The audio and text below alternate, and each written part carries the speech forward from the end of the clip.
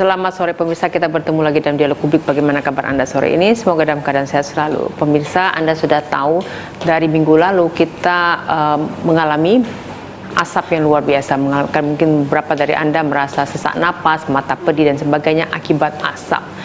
Nah, telah hadir di studio kami dari BPBD Kalimantan Barat, Bapak Daniel SPD SE. Beliau adalah Ketua Satgas Informasi Bencana BPBD Kalbar. Selamat sore, Pak. Selamat sore, Mbak. Asap ya, seperti karena tahun ini parah ini, Pak. Tahun lalu kayaknya enggak ya, karena El Nino ya masih ya. Nah, sekarang memang panasnya luar biasa, tidak hujan. Nah, jarang hujan. Kemarin sudah di beberapa daerah, dan cuma sayang sekali misalnya daerah Sungai Rai Dalam dan sebagainya belum turun hujan. Nah, ini memperparah keadaan, betul nggak sih, Pak? Betul. Betul, baik. Kita bicara soal Kalimantan Barat, skopnya besar. Kita nggak bicara Pontianak dulu, mentang-mentang saya orang Pontianak gitu ya, Pak ya. Oke, kalau Kalbar sendiri, yang paling parah di mana, Pak? Ya, kalau kita lihat tingkat keparahan ya, banyaknya. Dalam arti kuantitas mungkin ya, kuantitas kualitas. Dalam gitu. arti kejadian ya, kejadian kebakaran, bukan dalam arti titik hotspot. Baik. Karena ada banyak titik hotspot di satu daerah, tapi belum tentu api. Betul. Nah, ada 2 kabupaten di Kalbar ini yang memang hari-harinya terbakar. Itu Kabupaten Ketapang dengan Kabupaten Kuburaya. Nah, bahkan di Kabupaten Ketapang itu hari ini tim gabungan juga masih melaksanakan operasi.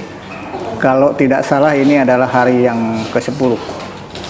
Ya, tapi masih belum bisa dikuasai asap ya, bukan api. Karena apinya ada di dalam, asapnya di permukaan. Baik. Kita bicara daerah dulu, Pak ya. Baik. Untuk Kota Pontianak sendiri, itu parah tidak? Kalau kami merasa ya lumayan parah lah. Apakah masih bisa ditoleransi? Kalau Kota Pontianak sebetulnya sampai saat ini belum ada kejadian lahan yang terbakar. Nah, tetapi lahan yang terbakar ini ada di Kabupaten Kuburaya. Karena daerah ini bersebelahan, ya, jadi Kuburaya ini mensubsidi lah begitu ya. Istilah saya itu ya memberikan bantuan asap lah. Ke Kota Pontianak ya, berbagi ya, Pak. Berbagi asap. Nah, ini yang kondisi yang sekarang ini sebetulnya di Kota Pontianak sendiri belum, ya kita berharap tidak terjadi begitu ya. Baik. Nah, bahkan kondisi udara untuk Kuburaya itu hari ini sangat tidak baik. Ya, tapi kita juga dapat imbasnya ya, sehingga kemarin Bapak Wali Kota sangat khawatir, dan kita ketahui sebelum 17 Agustus itu untuk anak-anak sekolah di rumah. Betul. Saya rasa cukup bijaksana sih, karena asapnya itu kita nggak bisa prediksi juga. Baik, Pak, berapa hotspot saat ini? Hotspot saat ini untuk Kalimantan Barat itu ada 1191, tetapi yang kategori tingkat kepercayaan tinggi itu ada 73. Nah, yang 73 ini yang harus di ground check, istilah kami, harus dicek oleh Satgas Darat melalui patroli darat dan Satgas Udara.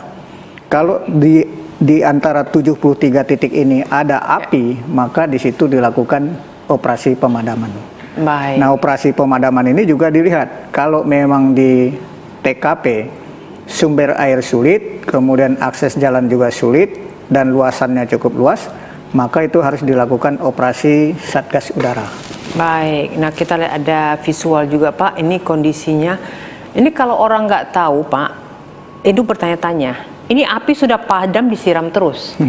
Nah, ini saya juga punya teman dari Sumatera. Dia bingung gitu loh.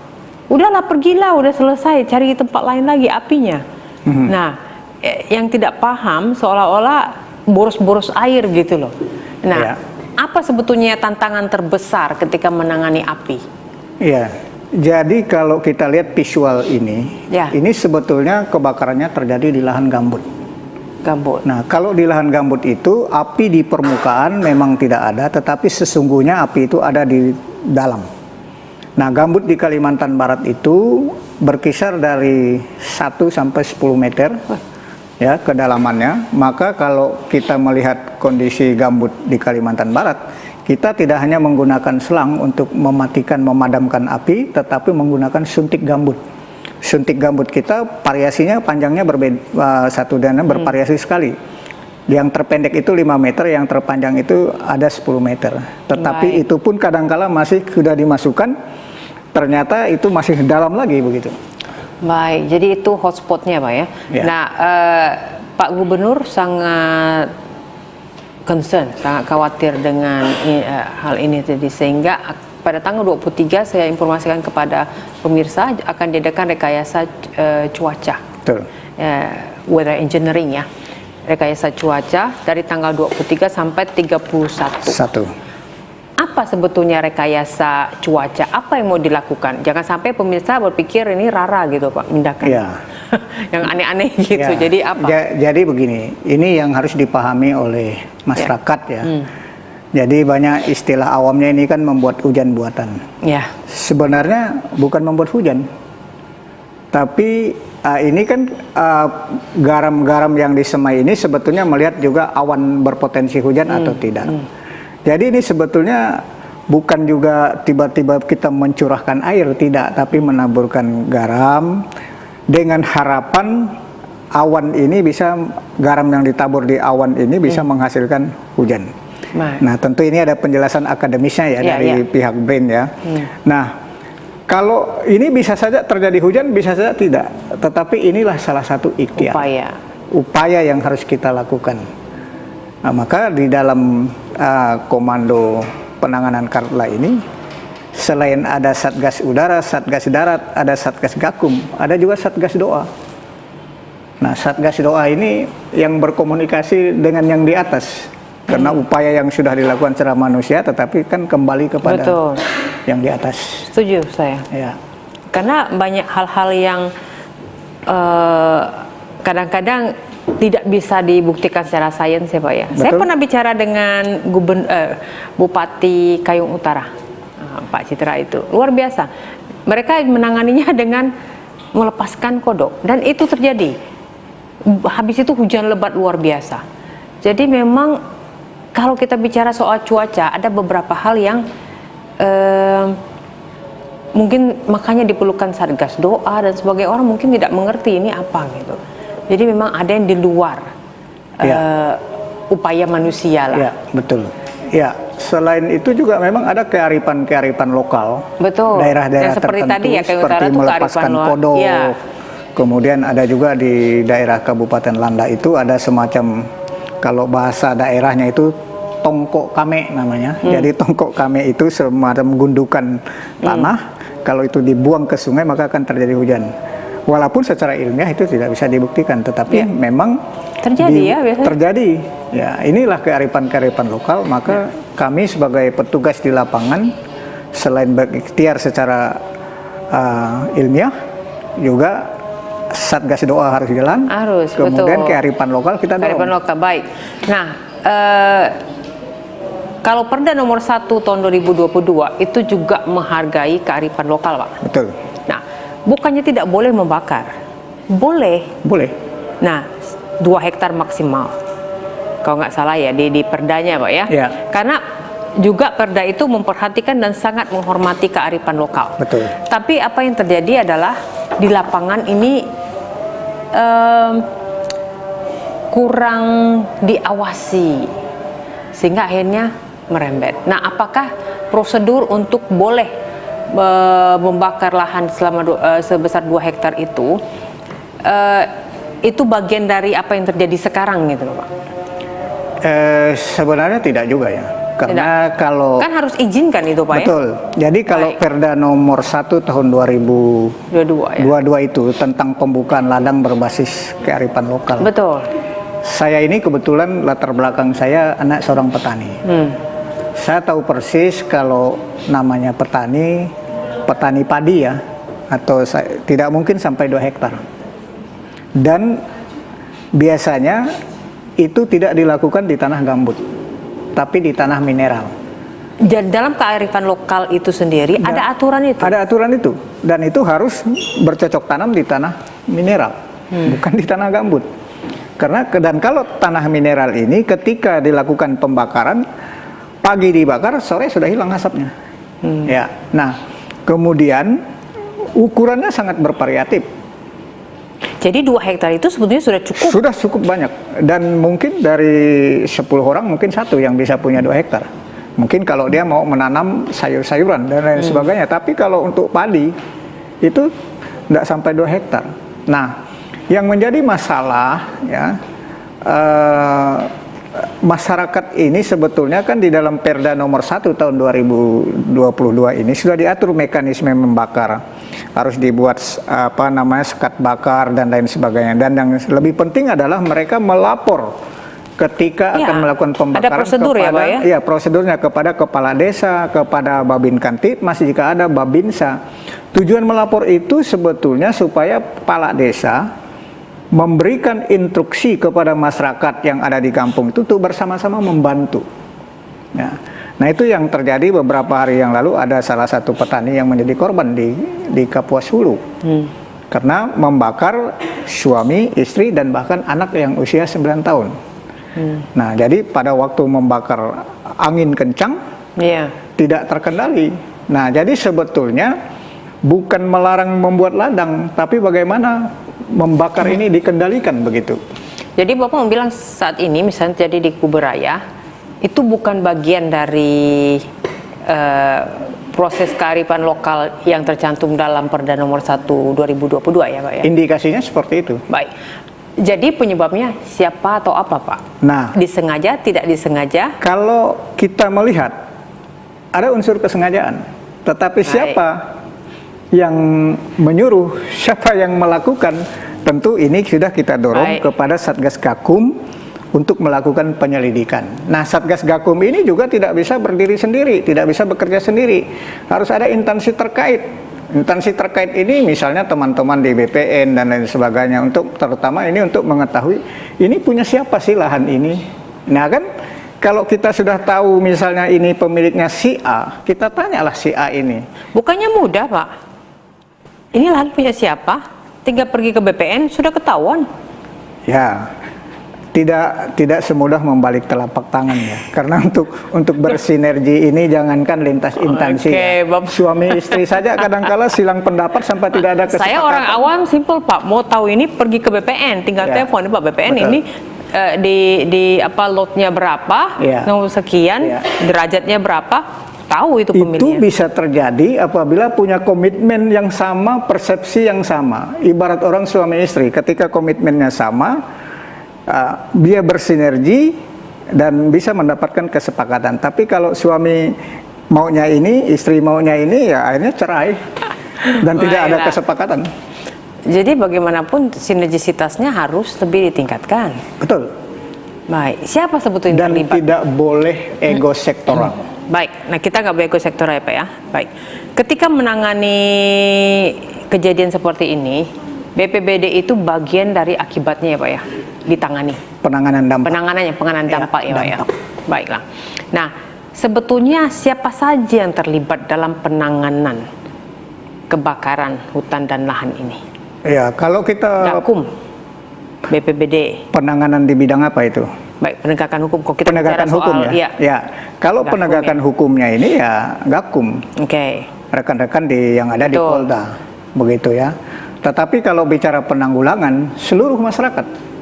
Jadi, baik. Ya, penanggulangan itu banyak orang berkata kalau sekarang, contoh sekarang ini ya, sekarang terjadi kebakaran di Asap, banyak orang menyalahkan pemerintah. Bagaimana ini pemerintah kok terjadi asap? Padahal masalah penanggulangan ini bukan tanggung jawab gubernur sendiri, bukan tanggung jawab bupati, wali kota sendiri, tetapi seluruh masyarakat. Ada pembagian-pembagiannya sebetulnya. Ada pembagian-pembagian wilayah, siapa yang berbuat ini di daerahnya, dan dalam rangka melakukan penanggulangan. Nah, kalau itu dilakukan, maka kita tidak boleh ada saling menyalahkan atau saling menyerang. Baik. Kebakaran lahan yang sekarang Pak, sebetulnya pengulangan dari kebakaran sebelumnya. Betul. Daerah yang sama, tempat yang sama. Apa yang terjadi ini? Apakah ini bagian dari kurang sinerginya antara elemen seperti yang Bapak sampaikan tadi? Karena itu lahan udah pernah terbakar, harusnya orang atau pemiliknya itu sudah diproses, ditanya dan sebagainya. Tapi berikutnya terjadi lagi di situ, pemiliknya masih sama. Nah, ini biasanya apa yang terjadi? Apakah memang sinergisitasnya yang masih harus ditingkatkan seperti Bapak bilang tadi? Betul. Jadi sinergisitas kita sudah ada sinergisitas tapi belum optimal. Baik, belum Harus optimal ya Pak. Karena soalnya lucu Pak, itu kejadiannya sebelumnya di tempat yang sama, pemiliknya kan harus. Itu satu ya, harus dioptimalkan. Selain itu, setelah iklan ya Pak? Yang kedua. Ya. Setelah iklan, yang kedua setelah iklan boleh ya? Ya. Baik, pemirsa tetaplah bersama kami di Dialog Publik, kami kembali setelah iklan layanan masyarakat berikut ini.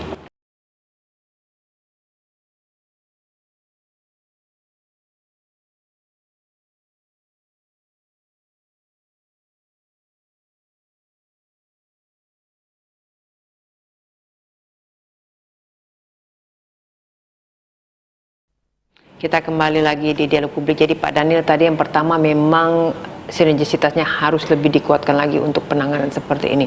Yang kedua, permasalahannya apa Pak? Sampai misalnya lahan yang sama terbakar lagi gitu. Ini pemiliknya belum ganti nih kayaknya nih. Jadi yang kedua, tidak boleh ada dusta di antara kita. Oke. Nah ini kalau dusta mendusta susah.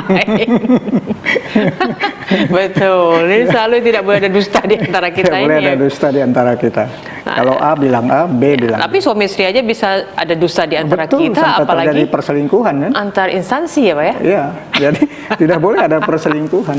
Ya kalau kita komitmen sehidup semati kecuali apa Tuhan yang memisahkan kan bisa langgeng kan begitu. Baik. Nah, kalau soal itu kita perlu orang ekstra ini di sini nih, untuk menanyakan kebenarannya. Apakah benar ada dusta antara BPBD dengan instansi lain gitu tuh kan? Baik. Jadi memang sinergisitas ego sektoral, betul Bapak tadi bilang ya. Oke, baiklah Pak. Nah, untuk saat sekarang itu kan masih menyala Pak ya. Ini kalau yang menyebabkan sekarang ini berasap itu dari mana Pak? Kuburayanya itu di mana? Saat ini yang masih aktif? Yang saat ini di Parit Haji Muksin masih ada, kemudian di Haji Muksin ya? Udah berapa hari itu? Kemudian di SMA Negeri 4 Kuburaya, itu sekarang sedang dilakukan operasi pemadaman oleh gabungan. Di sana ada MPA, ada BPBD Provinsi, Kuburaya, TNI Polri, Manggala Agni. Bahkan masyarakat yang tidak tergabung di dalam wadah organisasi juga membantu. Dan yang lebih penting itu adalah juga ada teman-teman dari pemadam kebakaran swasta. Jadi di sana kita kompak. Baik. Jadi ketika di lapangan itu kompak ya Pak ya? Betul. Karena saya tahu juga Kapolseknya Kuburaya itu tidur di lapangan. Tidur di lapangan. Iya, bayangkan ya. Jadi kalau di lapangan itu memang kompak bersatu. Cuma setelah itu yang kadang-kadang perlu sinergisitas lebih ya Pak ya? Iya, karena orang yang di lapangan dengan yang tidak di lapangan. Yang kadang-kadang yang suka banyak dusta di antara kita itu yang setelah itu ya Pak ya? Setelah itu. Proses hukumnya dan sebagainya, oke lah. Tapi kita ke lapangan dulu. Kalau di lapangan ternyata level lapangan semuanya sudah kompak. Kompak. Baik, itu saya tahu TNI. Bahkan di lapangan itu makanan, karena kalau kita di lapangan terus terang saja, orang memberi satu kotak aqua itu sudah seperti emas. Jadi kita sangat berbagi tanpa mempertanyakan dia dari satuan mana, dari kelompok mana. Ya pokoknya kalau ada aqua satu kotak dikasih masyarakat, kita bagi. Baik, oke. Sebelum kita bicara behind the scene sebetulnya di lapangan itu seperti apa? Karena saya termasuk tadi, makanya saya tanya Bapak ya tadi awal tuh ya, saya sempat heran kenapa api begitu besar waktu itu hari sebelum 17 Agustus sudah nampak itu di loteng tingkat 3 itu. Kok petugasnya cuma lewat 1-2 gitu loh. Ternyata saya ditegur. Itu petugasnya sudah di sana berhari-hari tidur di sana katanya. Jadi makanya nggak pulang-pulang sebetulnya mereka, bukan mereka nggak datang. Betul. Tapi mereka tidak pulang. Iya. Baik, nah kita behind the scene-nya seperti itu. Nah, boleh jelaskan ke pemirsa karakter gambut ketika terbakar itu merupakan bahaya, karena Bapak tadi juga sempat cerita ya tadi bahwa gambut ini bahkan membunuh petugas BPBD daerah lain karena terperosok di dalamnya. Nah, apa karakter gambut ketika dihubungkan dengan api, Pak? Jadi api kalau di dalam gambut ini dia pertama tidak mudah padam. Dia tidak mudah padam, jadi padamnya hanya di permukaan, tetapi di dasarnya sana dia pasti masih menyala karena di sana sudah kering ya, serabut-serabut yang halus itu sangat memicu terjadinya api ya. Iya, betul. Nah, apalagi ada angin, walaupun dia di dalam, ya kan. Nah, oleh karena itu pemadaman api di lahan gambut tidak bisa satu hari. Tidak bisa satu hari. Mungkin satu hari itu kita lakukan operasi pemadaman dalam rangka mengamankan selang, kita siram di sekitar selang yang akan yang akan dihampar, kemudian mengamankan personil dan lain sebagainya. Setelah hari kedua, mungkin baru kita lakukan masuk ke dalam menggunakan suntik gambut. Suntik gambut tadi ya. Suntik gambut. Lalu kalau kita lihat misalnya petugas, kok apinya sudah tidak ada, tapi petugas masih menyiram, itu sebetulnya petugas untuk mencegah material-material yang terbakar ini berterbangan. Oleh karena itu, kalau masyarakat melihat TNI, Polri, BPBD, MPA, Manggala Agni itu menyemprot lahan yang sudah tidak ada apinya tapi disemprot, itu dalam rangka kita mencegah butiran-butiran debu itu berterbangan. Untuk masyarakat Untuk ya, masyarakat. Baik. Nah, tetapi masyarakat awam berpikir ngapain main-main seperti itu begitu membuang air. Buang sayang, udah apinya udah padam udah gitu. Padam, ya kan? Ternyata sekarang kita rasakan sendiri di beberapa hari yang lalu di rumah kita ambil di atas meja udah putih semua. Betul.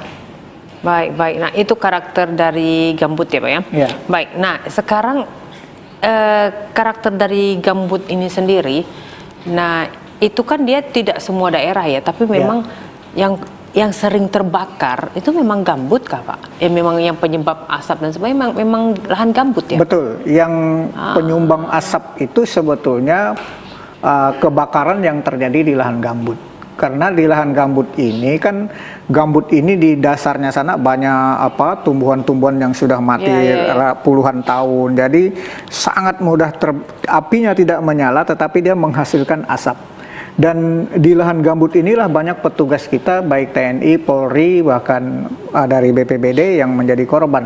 Puji Tuhan di daerah kita belum jangan ada, ya. tidak ada. Jangan. Ya, tidak ada. Tapi di daerah-daerah lain karena begitu kita sedang melakukan penyemprotan, kita menggunakan peralatan sepatu yang berat. Sepatu itu beratnya sekitar 5 kilo. Ada Belum lagi badan kita ada sepatu api namanya ya. Belum lagi kita menggunakan pakaian. Ya, sepatu saja. Begitu dia masuk, dia tidak waspada dan belum tahu bahwa itu dia langsung terperosok ke dalam. Ya, terbakarlah dia. Nah, jadi oleh karena itu kalau namanya TNI, Polri, BPBD, Manggala Agni, MPA, maka sebelum melaksanakan tugas ya berdoa dulu. Kalau sudah berdoa ternyata masih terjadi ya berarti panggilan melalui jalannya seperti itu. Ya. Baik, nah kita udah ke behind the scene nih, Pak. Ya. Nah, seperti tadi saya bilang itu, ini kok pemadam mobilnya itu lewat cuma 1-2, ternyata tidur di lapangan. Ya. Itu sudah biasa. Nah, jadi kalau kita petugas kemanusiaan ini kan ini petugas kemanusiaan atau karena pekerjaan ya, Pak? Ya, begini ya, kalau menangani bencana ini, walaupun saya orang BPBD, walaupun kalau TNI itu kena komando ya. Kalau kami orang BPBD ini, Manggala Agni, MPA, Pokmas itu, kalau bukan panggilan jiwa, betul, itu tidak mungkin. Tugas sih tugas Pak ya, tapi nggak akan sebegitu sampai tidur di lapangan. Ada ekstra insentif mungkin atau tidak? Oh, tidak ada. Itu namanya apalagi relawan-relawan itu. Makanya ini kita himbau masyarakat.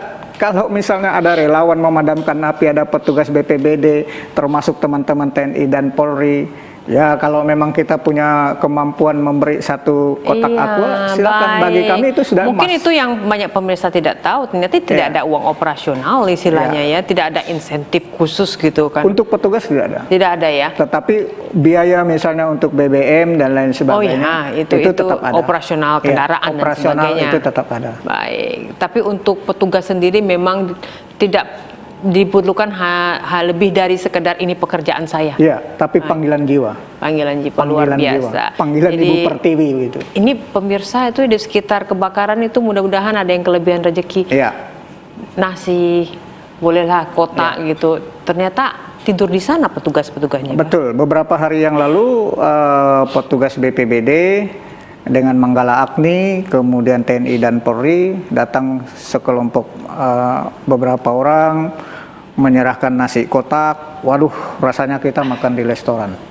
Padahal setelah kita buka ya hanya kacang goreng dengan ikan teri, tetapi nikmatnya sangat luar biasa. Luar biasa. Apalagi kalau ada yang kasih air ya Pak ya, iya, air minum gitu ya. Iya. Ternyata tidak ada. Nah ini yang kita tuntut kepedulian masyarakat. Jadi membantu memadamkan api ini kan tidak semua kita harus ke lapangan. Betul. Ya bagi TNI Polri, Manggala Agni, BPBD yang sudah punya keahlian memadamkan api silahkan ke lapangan. Tetapi masyarakat mungkin di bagian lain dia bisa berkontribusi. Betul. Ada moral support lah Ya, Pak ya. ya. Air, minum, ada rezeki makanan Betul, boleh dibagi gitu ya. Sekitar situ satu rumah 2 porsi aja udah cukup. Iya. Udah berapa Iya. rumah itu kan. Betul. Baik, luar biasa. Nah, keselamatan ini sangat beresiko. Nah, apakah keselamatan seperti petugas BPBD juga menjadi jaminan di situ? Ada jaminannya? Iya. Nah, ini yang memang harus diakomodir dalam satu regulasi. Nah, intinya tidak ada. Intinya tidak ada. Nah, supaya ya, tetapi karena panggilan jiwa tadi apapun betul. resikonya. Tidak ada asuransinya ya, Pak? Tidak ada asuransinya. Asuransi Ya. jiwa dan sebagainya tidak ada ya, Tidak ada. memang. Bahkan Jadi, dengar-dengar harus tanda tangan, nggak boleh ya, kalau nuntut kita ya. naik heli itu harus ada tanda tangan itu. Kalau kita misalnya mengikuti operasi pemadaman udara, tidak ada asuransinya. Behind the scene waterboom itu, Pak, itu untuk dipakai pada saat apakah api besar luar biasa atau apa kondisi yang menyebabkan dipakai waterboom? Ya, salah satu indikatornya waterbombing kita gerakan pesawat heli tadi itu. Kalau misalnya di TKP itu sumber air sulit, tidak ada.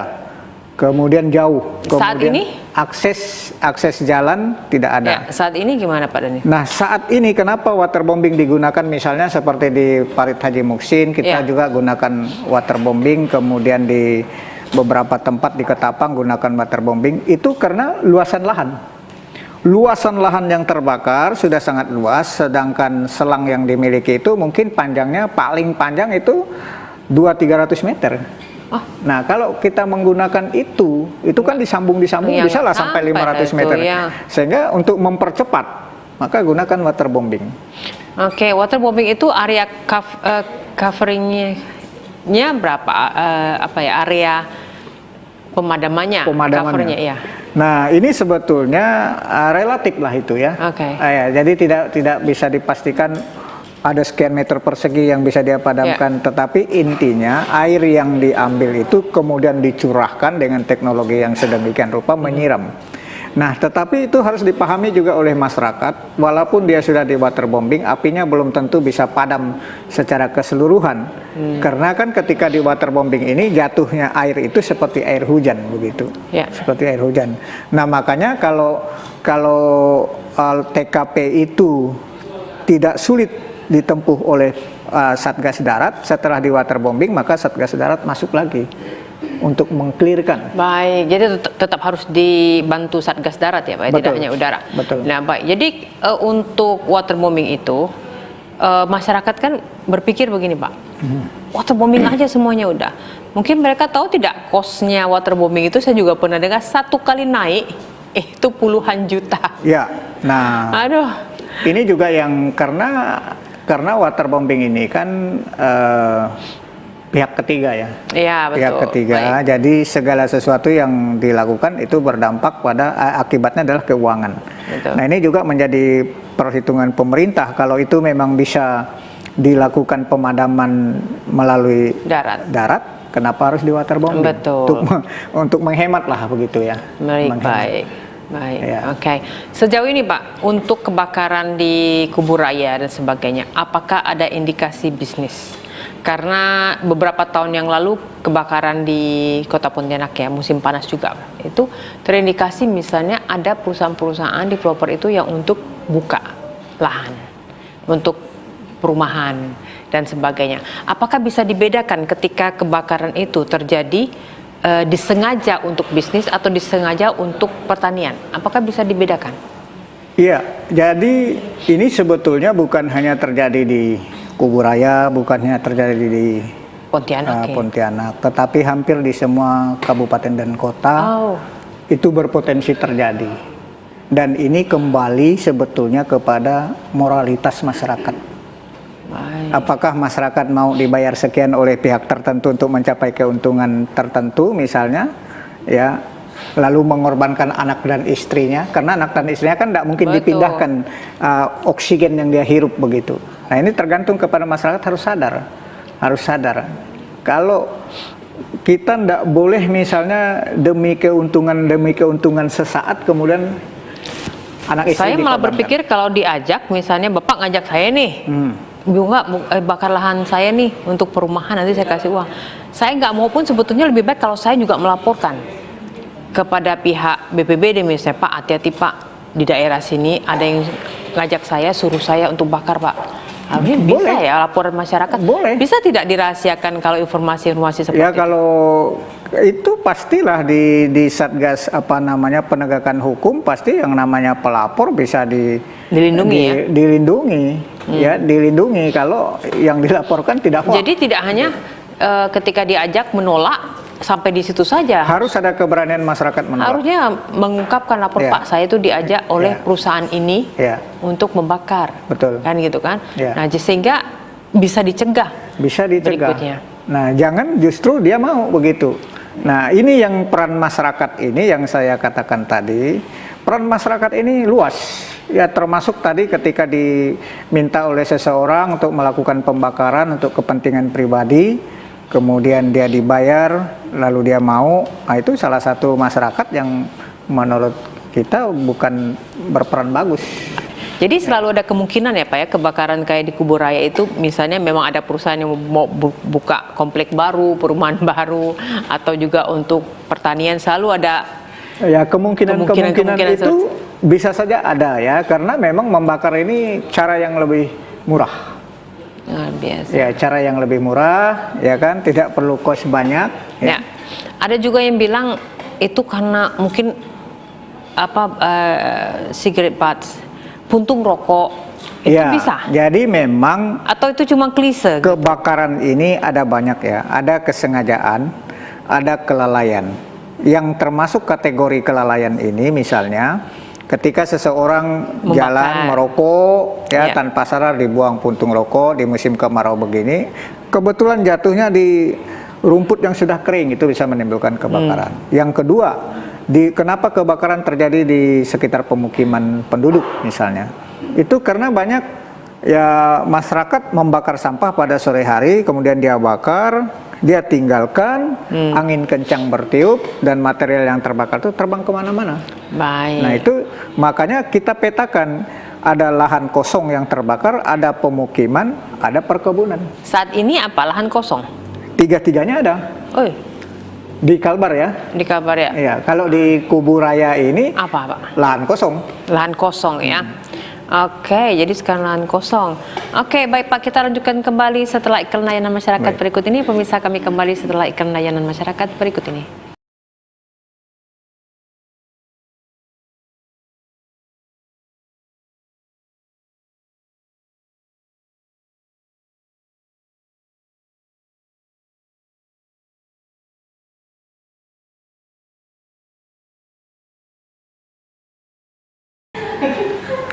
Terima kasih Anda masih bersama kami di Dialog Publik. Baiklah, jadi Pak Daniel tadi memang behind the scene-nya seperti itu, termasuk waterboom tadi ya, hanya digunakan pada saat tertentu karena kosnya juga besar ya Pak ya. Baiklah, perlu tidak hukuman sesuai dengan aturan pada Undang-Undang Nomor 41 itu Pak, tahun 99 itu kan 15 tahun denda 5 miliar, itu perlu tidak lebih di 25 tahun atau sudah cukup menurut Bapak? Ya, kalau ini pendapat pribadi ya. Kalau pendapat pribadi sebetulnya hukuman bagi pelaku-pelaku yang membakar ini sudah maksimal menurut saya.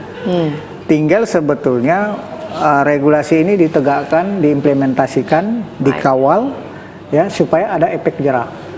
Baik. Ya, itu sebetulnya. Nah, tadi kita sempat bicara soal disengaja tidak disengaja. Baik.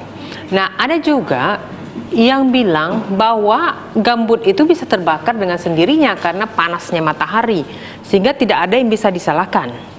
Jadi matahari itu ketika panas seperti saat ini kan kita El Nino ya Pak ya, itu sebetulnya bisa secara alami membakar lahan gambut. Itu benar nggak sih Pak? Ya, secara ilmiah betul. Ya, tetapi kemungkinannya seberapa besar? Kemungkinannya sangat kecil. Baik, jadi kalau secara ilmiah dia memang bisa ya Pak ya? Memang bisa. Makanya dikatakan 95% sebetulnya kebakaran itu terjadi karena ulah manusia. Disengaja. Sengaja. Disengaja baik karena dengan sengaja atau lalai. Atau lalai. Baik. Ya. 5%-nya itu diberikan karena ada kemungkinan. Kemungkinan faktor alam tadi. Tapi kecil ya? Tapi kecil, sangat kecil sekali. Jadi memang berarti ulah lebih banyak ya? Iya, ulah manusia yang lebih banyak. Baik. Oke, baiklah Pak. Ini udah terjadi nih, Ya. Pak Daniel ya. Nggak mungkin dong, misalnya rasanya bukannya nggak mungkin nih, saya agak pesimis setiap tahun sama aja masalahnya. Mudah-mudahan tahun depan tidak ada. Nah, apa yang harus dilakukan oleh masyarakat sebetulnya? Ini kalau menurut Bapak ditujukan kepada masyarakat kota atau masyarakat desa nih kalau untuk perlindungan lahan gambut ini? Jadi sebetulnya kalau kita mengacu kepada Perda nomor 2 tahun 2022, itu di pasal 5 itu salah satu dikatakan penanggulangan karhutla di lahan gambut itu ada yang sudah diatur di sana. Kalau kebakaran lahan gambut itu terjadi di wilayah konsensi, ya, maka itu yang bertanggung jawab dalam penanggulangan itu adalah pelaku usahanya. Baik. Kemudian kalau misalnya itu kebakaran terjadi di hutan lindung atau di hutan produksi, di sini peran pemerintah, baik pemerintah provinsi maupun pemerintah kabupaten dan kota. Nah, kemudian kalau itu terjadi kebakaran lahan gambut di konservasi itu menjadi pemerintah pusat. Baik. Nah, jadi sebetulnya sudah jelas ya. Sudah jelas pembagian kerja, siapa berbuat apa, sudah jelas. Baik. Oke. Nah, sekarang karena kejadiannya adalah di sekitar pemukiman. Ya. Oke. Kita juga nggak bisa 100% menggantungkan, sudahlah ada BPBD, sudahlah adalah Manggalamani, sudahlah ada Pak Polisi, Bapak TNI dan sebagainya. Nah, apa yang bisa dilakukan oleh masyarakat ini untuk mencegah? Ini yang harus kita tunggu ya, harus ada kesadaran dari masyarakat. Jadi ada kesadaran bahwa bencana asap ini akibat karhutla ini sangat berpotensi mengganggu kesehatan, mengganggu kegiatan ekonomi. Kesadaran ini saja dulu. Selama kita tidak menyadari, ya, indikasi tidak menyadari ini kan itu tadi, mau disuruh-suruh misalnya membakar dengan diiming-imingi gaji besar, atau mungkin misalnya walaupun itu sepele, misalnya membakar sampah atau membuang puntung rokok sembarangan. Jadi kesadaran ini dulu harus ditumbuh kembangkan di masyarakat. Baik. Ya, kalau yang namanya pemerintah, apakah itu gubernur, bupati, wali kota, yang namanya pemerintah sampai level pedesaan, tidak ada lah yang berharap bencana ini bisa merusak masyarakat. Itu. Baik, saya pernah bicara yang sekarang ya Pak ya, dengan rekan saya di kantor juga. Nah, ternyata kebetulan adiknya tuh di Haji Muksin. Nah, dia punya tetangga. Bahkan ada yang berani komen kayak begini Pak. Ya, petani kan perlu cari makan juga. Membenarkan bahwa membakar itu boleh, tapi memang boleh kalau kearifan lokal kan masih boleh. Cuma prosedurnya tidak dijalani. Jadi bagi saya pendapat seperti petani kan mau cari makan juga, kalau buka lahan kan mahal, kasihan, saya tidak bisa membenarkan. Kalau menurut Bapak gimana? Ya, namanya mencari makan itu kan tidak semua cara kita halalkan. Ya kan, itu yang pertama. Ya, kalau bertani tadi untuk membuka lahan, untuk bercocok tanam menanam padi, tidak dilarang, malah dilindungi. Gubernur membuat peraturan daerah nomor 1 tahun 2022 itu perlu dicatat oleh masyarakat. Itu salah satu bentuk kepedulian gubernur kepada para petani. Sangat perhatian Pak Gubernur ini kepada para petani untuk melindungi masyarakat supaya tidak berurusan dengan hukum. Ya. Tetapi yang terjadi sekarang ini, mekanisme yang diatur di dalam perda itu tidak dipatuhi. Sudah disosialisasikan melalui BPBD Kabupaten dan Kota, BPBD Kabupaten Kota melalui camat melalui desa, kelurahan, sudah. Sebetulnya tinggal lapor ya. Tinggal lapor. Tetapi persoalan ketika disuruh lapor, image yang berkembang di masyarakat, jangan-jangan saya ditangkap. Nah, padahal tujuannya sebetulnya lapor itu supaya mereka dibantu melindungi agar api itu bisa dikendalikan. Nah, sebenarnya tidak dilarang membakar sepanjang yang bersangkutan mampu mengendalikan api, tidak menimbulkan asap yang berkepanjangan, silakan. Itu. Jadi Pak Gubernur kita ini, Pak Tarmizi ini sangat melindungi para petani. Baik, saya juga menyadari kesulitan air di tempat kejadian ya Pak ya. Betul. Nah, apakah saya ada peraturan Perda juga ada Pak untuk setiap area itu bikin embung air, mungkin untuk lahan perusahaan ya Pak ya. Nah, ya. Apakah ini sudah dilaksanakan di tempat-tempat terjadi itu sehingga embung-embung air itu bisa dimanfaatkan? Ya, salah satu persyaratan makanya BPBD Provinsi Kalimantan Barat pada bulan Februari begitu Gubernur Kalimantan Barat menetapkan status siaga bencana asap akibat karhutla, pemerintah Provinsi Kalimantan Barat melalui BPBD mengecek seluruh perusahaan. Ya.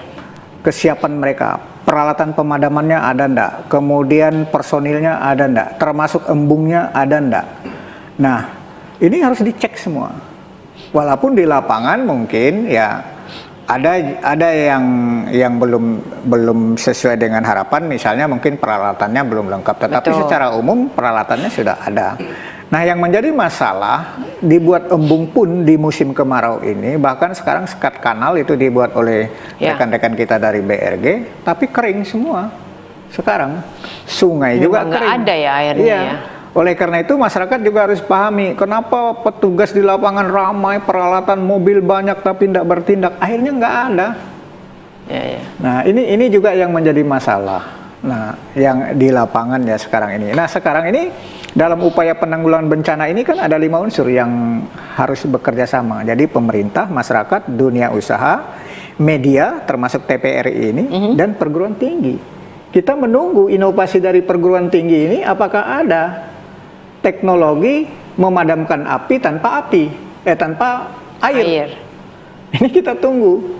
Sebetulnya ada sih waktu itu ya Pak ya, cuma bukan di sini sih, di sosial media ada, cuma mungkin cost-nya tuh agak besar ya. Ya, cost-nya mungkin sangat besar sekali. Nah, kita tunggu perguruan tinggi kita di Kalimantan Barat ini apakah negeri atau swasta.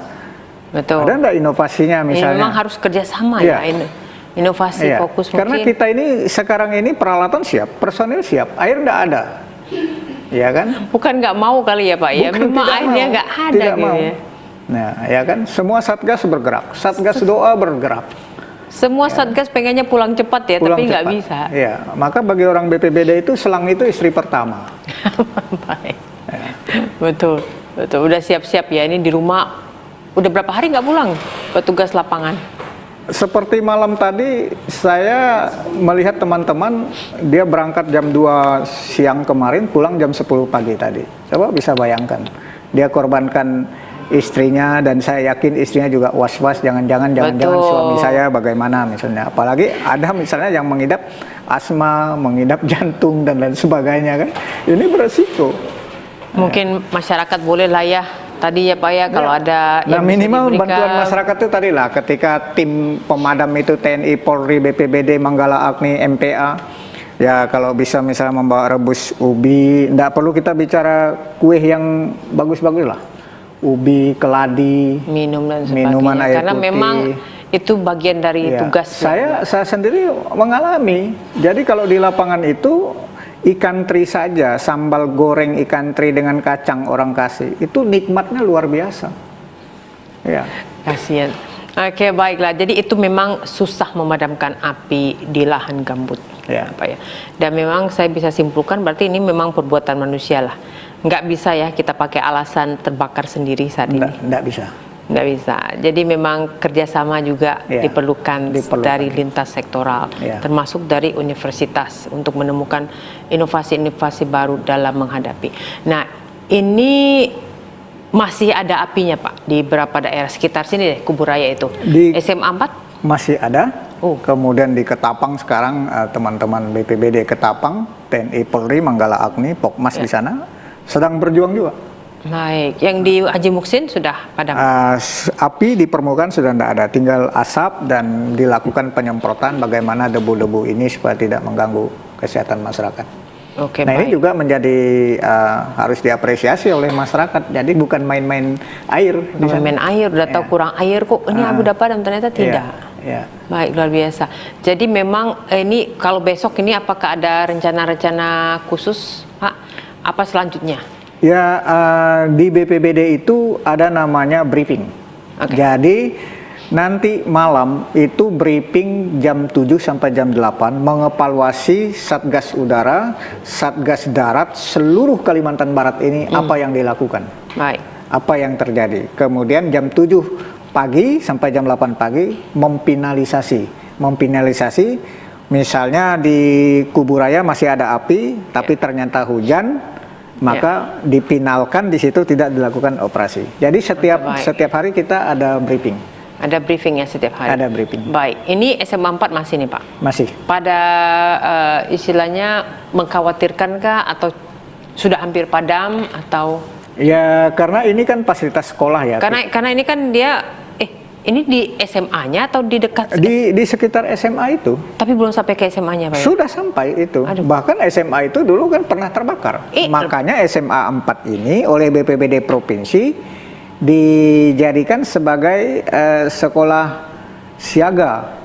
Jadi kita lengkapi dengan peralatan. Jadi mereka bisa membantu kita. Berarti benar kata Bapak tadi ya, itu lahan yang dulu situ terbakar lagi. Kan dekat SMA 4 soalnya kan? Iya. Aduh. Jadi sekolah tangguh bencana namanya.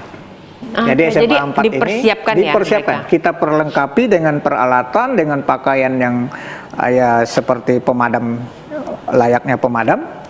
Peralatan kita support, tujuannya supaya mereka paling tidak bisa menyelamatkan bangunan sekolahnya. Jadi sekolah tangguh bencana namanya. Satu-satunya di Kuburaya. Tapi saat ini sekolahnya gimana Pak keadaannya? Ya mereka masih berjalan seperti biasa ya, makanya ini tim kan kita sudah difokuskan ke sana semua untuk memadamkan, mengurangi asap. Kalau menghabiskan asap itu tidak mungkin. Jadi mengurangi saja dulu, karena itu tidak bisa dalam waktu sehari dua hari. Baik. Jadi semoga SMA-nya baik-baik saja ya Pak ya. Di situ para siswa yang kita menghindari mereka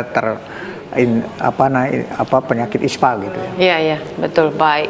Jadi rencananya tetap memadamkan sekitar sini ya Pak ya, sekitar kota Pontianak. Jangan sampai kota Pontianak ada hotspotnya juga ya. Ini kan saat ini Kuburaya Pak ya. Kuburaya, baik. Jadi memang masih berlangsung terus-menerus. Masih berlangsung. Jadi BPBD Provinsi ini, Manggala Agni, TNI dan Polri ini sejak Januari itu sudah bergerak Satgas ini. Iya. Sejak Januari. TNI juga bikin tenda ya di lapangan. Begitu ya. Kemudian Februari Pak Gubernur menetapkan status siaga. Nah, itu aktivasi posko di seluruh Kalimantan Barat. Baik. Ya. Nah, karakter kebakaran sama ya Pak ya di Kalbar ini, seluruh Kalbar ya. Memang gambut itu yang memang. Iya. Gambut itu yang sulit ditaklukkan. Baik, Pak, kita sudah di penghujung. Boleh kasih closing statement, mungkin pesan kepada masyarakat untuk mencegah dan sebagainya, silakan. Ya, yang pertama kita sampaikan kepada masyarakat supaya tidak lalai ya, ketika membakar sampah ditunggu dan tidak pada saat angin kencang. Pastikan api sudah padam baru tinggalkan. Kemudian bagi yang perokok berat ini, kalau bisa ya bawa kaleng berisi air ketika merokok, simpan di situ daripada dibuang sembarangan. Iya. Dan yang lebih penting harus ada kepedulian masyarakat. Ketika ada rekan-rekan dari BPBD, Manggala Agni, MPA, Pokmas, TNI Polri sedang melakukan operasi di sekitar Bapak Ibu tinggal, ya Bapak Ibu tidak bisa memegang selang, tetapi paling tidak kalau ada air putih atau apa silahkan disiapkan untuk tim yang ada di lapangan. Dan kalau itu pun juga tidak bisa dilakukan, minimal berdoa. Baik, terima kasih sekali ya Pak dan pencerahannya. Semoga nanti kalau saya undang Bapak, kita bicara soal api sudah padam. Biar. Baik, bisa demikianlah bincang-bincang kita mengenai penanganan karhutlah. Dan seperti kata Pak Dhani tadi, kita harus bersama-sama memiliki kesadaran untuk mencegah terjadinya kebakaran. Selamat sore dan sampai jumpa.